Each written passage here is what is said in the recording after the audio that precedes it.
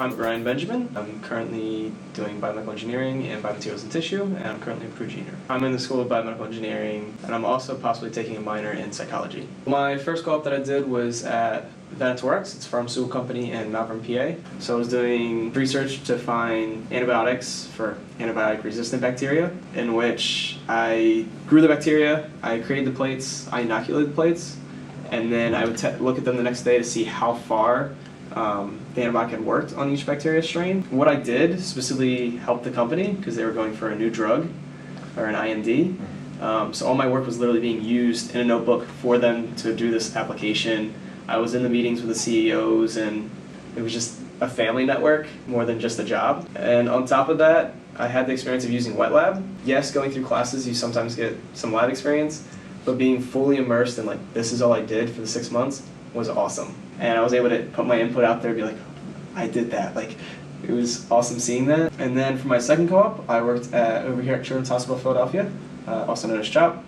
And I was doing clinical research in their plastic and reconstructive surgery department, mainly working with those with congenital craniofacial disorders, cleft palate, VPD, cleft lip. And I specifically worked under Dr. Jackson, Oksana Jackson, but I also got to work with Dr. Swanson, Dr. McGee, and a whole bunch of other surgeons, doctors, nurses, psychologists, the orthodontist, and the research team. I got to sit down in the touchdown zone where all the surgeons sat. So when they had their lunch, I was sitting there listening to the conversations that they had, getting to see cases that they had that weren't with some of the children because they worked at other hospitals as well, asking questions whenever I needed them. So one of the surgeons, Dr. Lee, actually, he's a medical illustrator, and he drew out for me the different deformities, the way they would proceed in surgical procedures, and 10-15 little notes. So I got to go in with a computer and talk to the kids and record speech for them, then get consent for a research database that we were doing, give some questionnaires, and then afterwards, after they did that, I did medical chart extractions onto the database.